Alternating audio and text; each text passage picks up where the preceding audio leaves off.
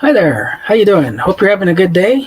It's Easter weekend. Happy Easter to everybody. Hope you have a very blessed and glorious Easter this weekend. Glad that you're here with me. My name is Mike Randall. If you don't know me, I'm diabetic, and we're going to talk a little bit about the three things that they don't tell you about managing your diabetes. So here's number one, is that you need a routine. So whatever that routine is, you need to follow it and have it every single day. So the routine, what it will do is help you be consistent, and consistency is the key to lowering your A1C, lowering your blood glucose levels. That way you have what you need to be healthier. So what does a routine look like? So here's my routine is I get up in the morning, I go to the bathroom, take care of my cats, uh, take a shower, get ready for the day, whether that's going to work or creating content here, uh, whatever that is. And then I take my what I call my first breakfast, which is morning medications and my supplements. Uh, Supplementation is a huge thing for diabetics. So if you're not doing that and you'd like to know what I'm taking, drop list down in the comments and I'll fill you in. So then after I do that, go about my day. I know when I'm going to have. So if you do have breakfast, for me, it's usually just a cup of coffee with some half and half. But that way you know about when you should take your medication. So if you're insulin dependent like me, you know when you should be taking your medication according to what your healthcare prescriber is telling you to do. Same way with lunch. That way, if you're taking any oral medications that you need to take before you eat, or insulin before you eat, or after you eat, that way you know uh, when to take it.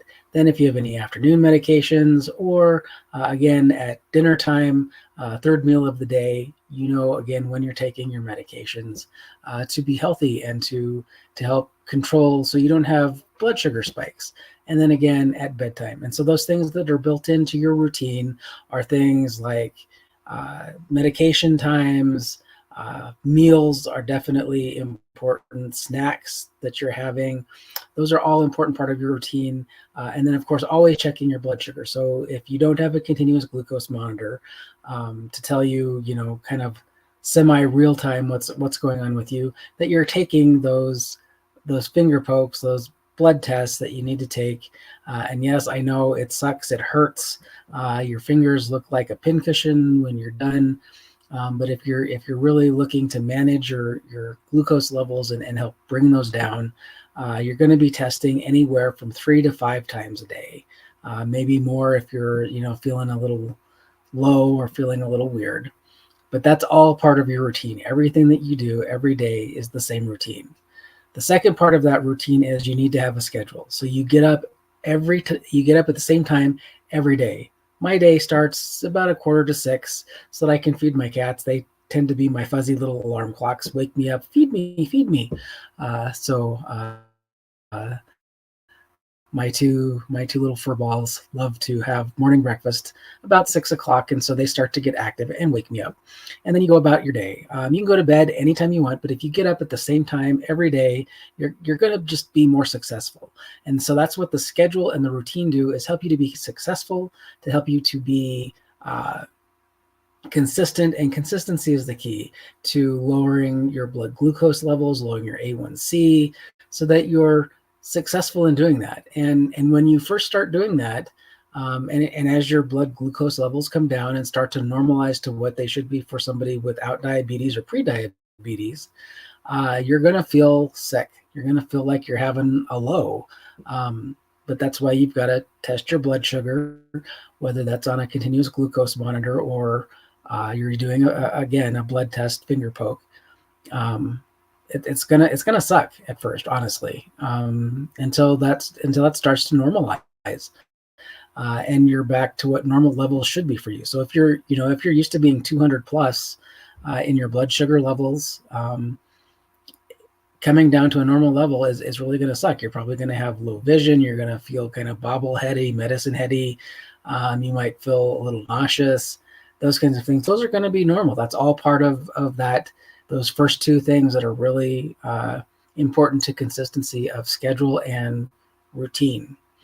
And the last part that they really don't tell you about is mindset. Looking at your disease as an opportunity for you to be healthier.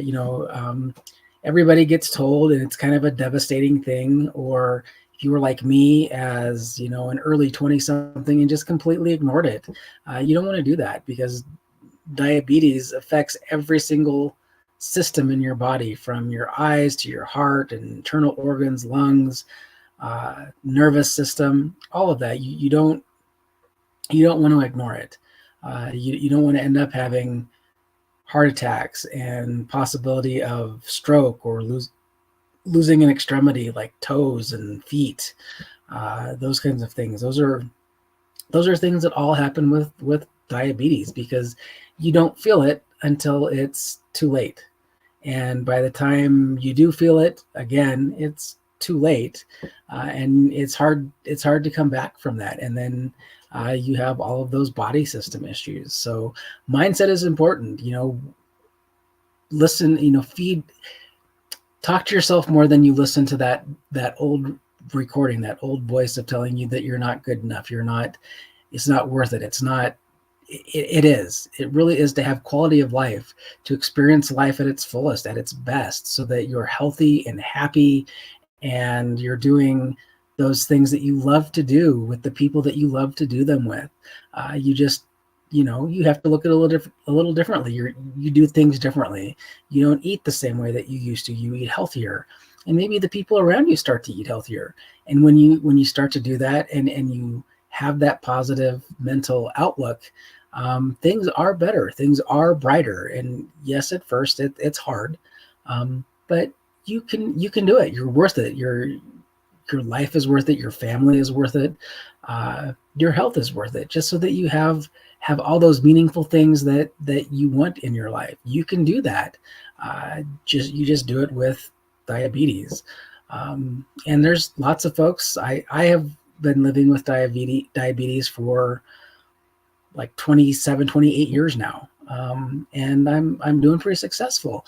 My A1C is in great shape. I'm under 6. My last A1C was like 5.7. I've lost weight over the last year. I've lost weight and kept it off. And that's what that consistency in that routine and that schedule is. That okay, so you fall off the wagon, or you have a celebration day, you get right back on the next day, and you're eating correctly, and you're eating healthy, and you're doing those things. So you take your medication every morning, and as it's prescribed, and you take your supplements so that your body has nutrients it needs to help overcome some of those deficits that are there because of diabetes. So keep up with it. Keep that positive mindset. And if you need to talk, go ahead and send me a direct message. Would love to hear from you. We can talk through things. If you need help with anything that you're struggling with, just hit me up. I'd love to help you. Thanks. If you think that somebody else needs to hear this, please go ahead and share it with those that if you're a care provider to a diabetic, maybe they just need a little bit of encouragement and help, and need to see the light. Would love to help you out. Have a great day, a very happy and blessed Easter this weekend, and we'll see you soon.